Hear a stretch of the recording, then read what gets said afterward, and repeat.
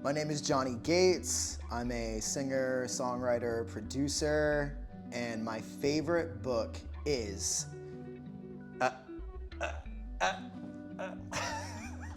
Perfect.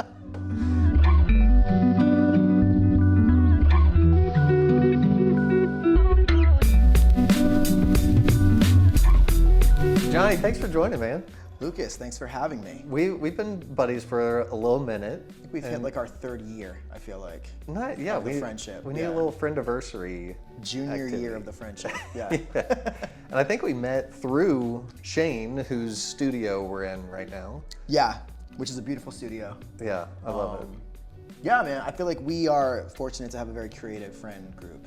Yeah, and why do you think that is? And we may get into this in a bit, but I feel like creatives, is it a Nashville thing? You've lived elsewhere. You were in LA and you've been in New York for a while and Rhode Island. And is it unusual? Like, is Nashville a place where creatives hang out more than others? I think it's turning more into one. I think when I first moved here, I moved here in 2008, and it was definitely mostly musicians, songwriters, musicians.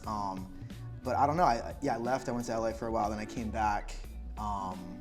And this time here has been more, I don't know, like I'm hanging out with painters and novelists and writers and actors. So I feel like, Nashville's growing, and so's the creative circle. And I feel like the way we all met too with our, the Soho House. Right.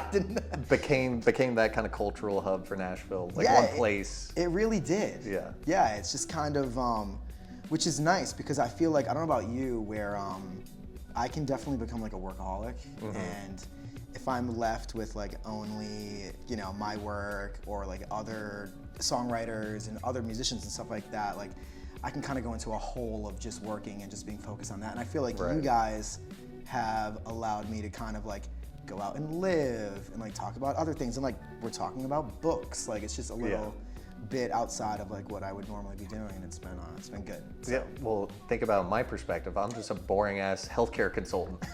To be able to hang out with all these creatives, it's awesome. Yeah, but you're the one with the podcast, man. Of all of us, you got the podcast, So. Well, it's because of y'all. It's because of y'all. What kind of reader are you? To be honest, I don't read a ton. I have recently, I think because of this book and where it led me, I've been reading more. This book led me to the Tao, which was a fun, a beautiful read, and I actually think both books are very similar. They're both alive, which led me to reading the Bible, because I think all three of those books are very, very similar.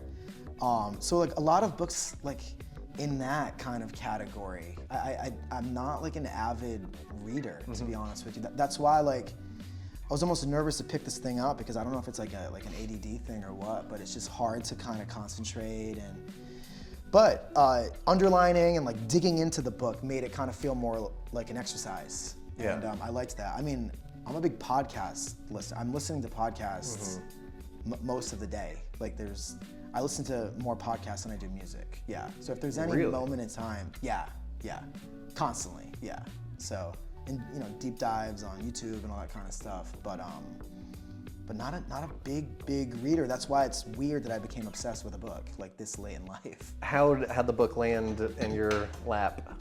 So anyway, I got the book, and now the book's in my apartment, and I'm looking at it, and I'm just kind of I start to kind of read it, but then again, I had a lot of stuff going on in my life. I was kind of going through the early stages of a breakup, and then I was shifting. I was kind of putting my artist career to bed and thinking about starting. I was just it was a time big stuff. Big stuff. Yeah. And so then I gave the book another shot, and that's when I latched on, and then I would say had a spiritual awakening. I would say it was basically I was understanding myself, music, creation, all for the first time, even life, and kind of broke down a bit. And then it was this veil had been lifted from reality, and I haven't really been the same since. And then after that, I flew through the book, and I underlined everything, and I've read it multiple times now, and it's very similar to the Tao, where it's almost like the more you live or where you are in a moment, the book reads different. You find things you didn't see the first time, and it just feels alive, you know. Yeah. And it just truly, as a creative, I think it opened up what creation really means.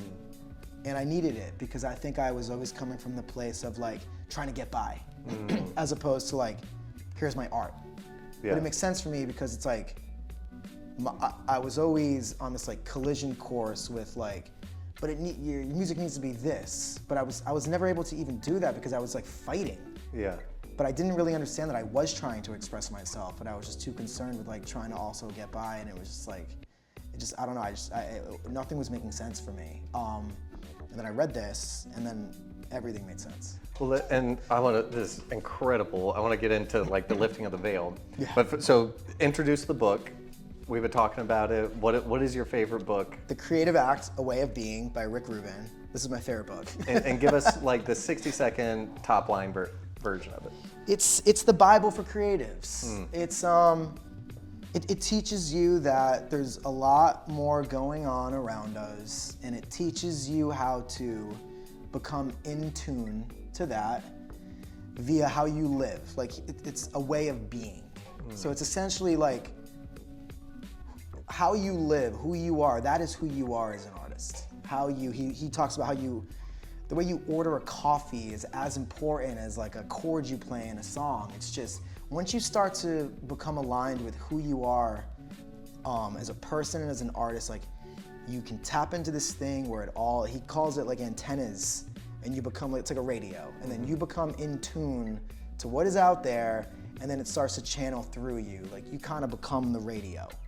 A thought that always comes to my head hanging out with these awesome creatives, people that are painting or writing or acting or singing for a living, is the conundrum of having your passion be your job.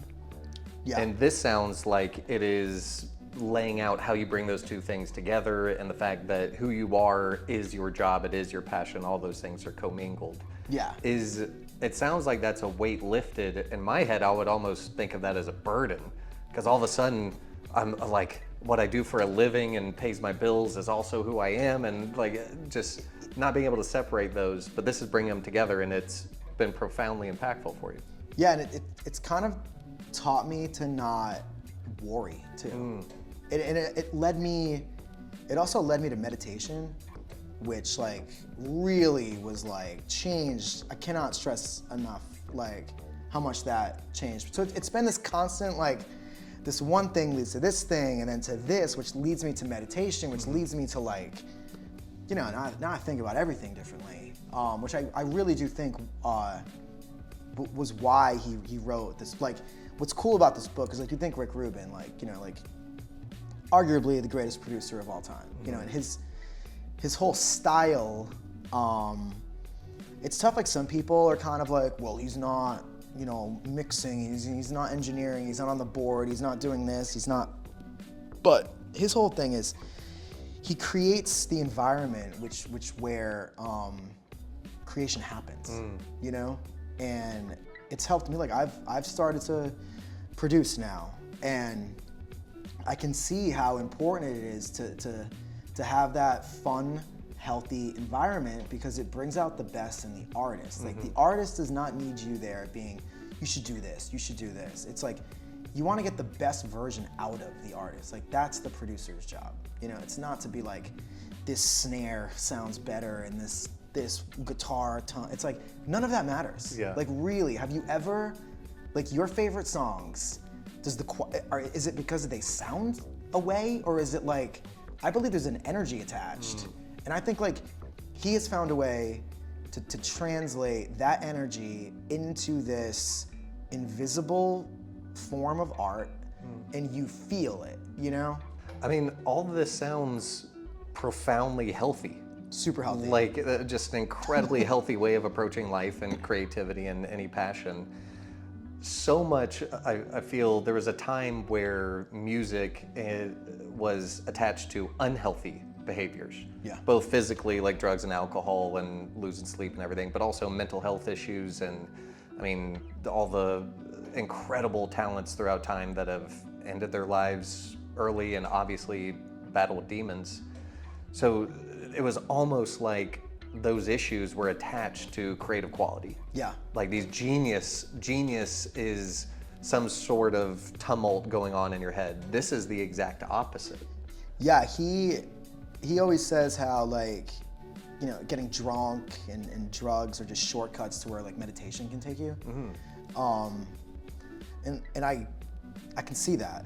And I think a lot of artists, it's tough to be an artist, and your brain is a little different, and you're kind of fighting this thing and the expectation of, and this is like something I had to learn, and like really it freed me, but fame and money really have nothing to do with like the art that you're making. I mean, that's like this like societal expectation put on you by people that are trying to profit off of you, right? It's like, really, you should just be making art. It's just, you're told you need to become like a celebrity and everyone needs to know you. Like, actually, I think that's like the scariest thing. And I think like, it's why so many of the greatest artists like have like, you know, really done some damage to themselves and like have done the ultimate damage as well. Like I'm such a big, like Kurt Cobain is like, you know, Nirvana is like my favorite band and I'm like fascinated by him. And to think like these people, like you think they have everything, but like really they have nothing. And so yeah, it's been very actually like extremely healthy for me as well, because it's like, especially in Nashville, I mean, it's a drinking culture. It's like everyone's going out, everyone's doing the whole thing. Like I still, you know, I'm not there yet with all of that, but it has made me a much more healthy person, and I'm not attached to success. Like success means a lot. It's a much different thing for me now than it was before I picked up this book. What are some tangible ways, tangible things that you've picked up from the book that you enact in life that have made your life better? Well, as an artist, you need to write your truth. Like you have to just write what you're living. You have to. And you have to trust your gut, and you have to get it out, and you have to move on to the next thing. Like you just don't obsess over it. Put the work in, yes, but don't like obsess and it has to be this perfect and it has to be, no, it doesn't, because it really doesn't matter. And just set it free. And you can't put expectation on what's gonna happen with it because you can't control it. Like you truly can't. Like you cannot force someone to like your song. Labels try, market, like you just can't. The ads and like it's, the life of the song is gonna happen because it's the life of the song. The other tangible thing is like, I kind of talked about it earlier quickly, but it led me to meditation. Like, and which has like changed my life. Yeah, like that has really like opened up like kind of everything for me, and it's like, it's made me like deeply spiritual. It's even unlocked classical music, like, which is, he talks about how if you're going to consume, you should really only consume the greats. Like only watch the greatest films of all time. Only listen to the greatest arts of, you know, it's like, and it like it was weird. I didn't, before this like whole spiritual, and I know I sound a little nuts, but like the spiritual awakening thing, I didn't listen to classic. Dude, I still barely know how to play guitar. It's just noise. Like I find the noise, you know? But now I will put on Bach and I will cry. It's crazy. I will sit in my car and I will put on Bach and I will literally cry. I remember over Christmas, I'm like home, I'm like in an LA Fitness parking lot, just bawling because I'm listening to Bach, and I'm just like, I don't know, I feel like music and art, it's like so divine, you know, like we don't understand it. We really understand nothing, but it's so beautiful, and it's just, what is it? Where is it coming from? I'm fascinated by that. So yeah, I don't know, it's meditation, I would say, as a person, and then creatively, yeah, just like write your truth. You have to, that's your perspective, that's your superpower as an artist. Yeah. That is your superpower. That's awesome. All right, the book, I mean, so many different, my boss gave me this book, and working in marketing and advertising, and I mean, so many different types of creatives, this book has resonated with them. I'm curious, what is it that this book has taught you things, or does it tap into universal truths for all creatives, and you're recognizing stuff in yourself that you were already doing? I think it taps into your universal truth. I think like you have like, we are on this journey, we don't really know what it is. And I think like each of us has our own adventure that like really is there for us if we just go and find it. And I think this helps you tap into that, and then in return makes you the best artist, like version of yourself too. Because you start to create differently, and things come to you differently. Like the songs you write are stronger, and they're more interesting, and they're more special because you are tuned into something now that's funneling through you because of the way you choose to live your life.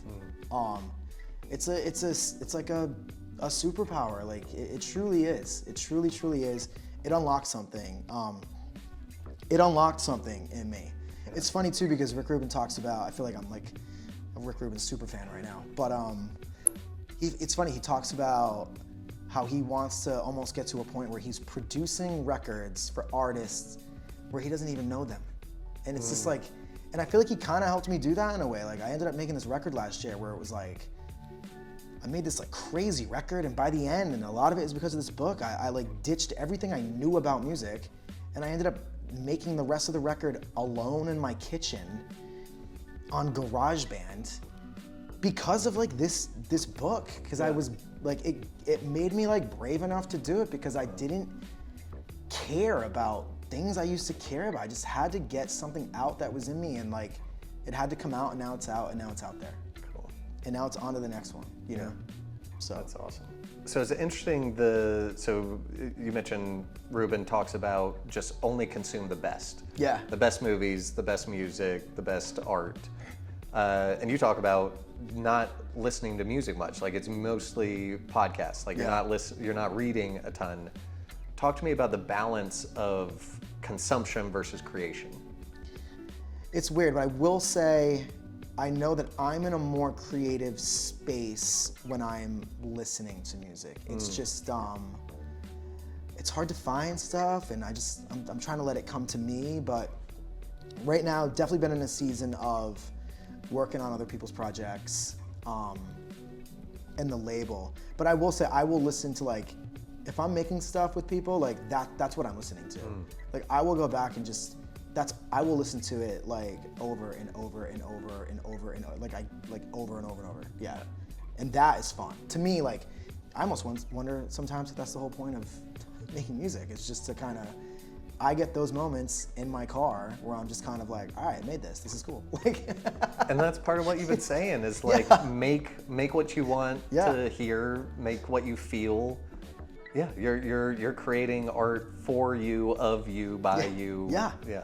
It's really like the whole point of it. And like, if that's not what you're making, you're missing out on this beautiful experience. Like if you're concerned if people are gonna like it, and like, I think that's the worst way to approach this, because you're also like underestimating the listener. Like, just make something that you love and just like trust it's gonna be okay. Don't try to like chase something that's already that's what someone else is doing. Like why be an artist? Like he talks about like doing that would be like lying in your diary. You know, it's like, would you just make up stories? Like no, just do your truth, you know? So yeah, I would say, and it's funny, I bought this last Christmas. I bought it for Felicity and Kelly, yeah. And I think I bought it for my brother as well. So I've been buying it. It's a great gift, just because like, it's gonna be different for everyone too. And like, it will probably find you, like, it took me, 39 years to find a thing like this that led me to like a spiritual, like, so yeah, and it's like unlocked a lot of other stuff for me in like a fun, profound way. So So yeah, I really just can't say enough about it. And yeah, it's funny to be here talking about books because I'm just not, like I own books. I oddly like to be like surrounded by books. I think there is something like beautiful about books. And now that I have started to kind of read more, I just bought Wherever You Go, There You Are. Have you read that? I heard that's a really good one. So I'm gonna try to read that, and then who knows what that's gonna unlock. Yeah. So. Well, it's incredible that this book leads to better output, better creativity, and a better mental state. I mean, you can't ask for more from a piece of media. Yeah, it helped me out a lot. Like it really did. And I think if you're the kind of artist that is just kind of seeking a little more than just like, putting music out and hoping like, no, there's something deeper going on for everyone. Yeah. You don't just have to be like, it's for everyone. And I think the way he does this book is and it's an easy read. It's like the chapters are extremely short. It's kind of like modeled after the Tao, I think. And it's like, an extremely short chapter with like a very cool, like, do you follow his Instagram? Mm-mm. Like, he always kind of has these like quotes from the book, and like they're like little, just like couple lines, and he ends like most chapters with one of those that kind of like summarizes everything, and it's a very easy read. You'll fly through it. Like you will fly through it. Yeah. Well, saw an interview with him. His favorite book is Carl Jung, who's like a 1920s, 30s psychologist, Swiss psychologist, I think. Cool. The Red Book. Okay. And so that might be a good Should have to read that then. next spot. Yeah. Well, dude, thank you so much for sharing. It's so awesome to hear your story and to hear about how this book impacted you so much creatively and personally. It's awesome. Thanks for sharing, man. Thanks for having me, man. Cool. Love you, brother. Love you.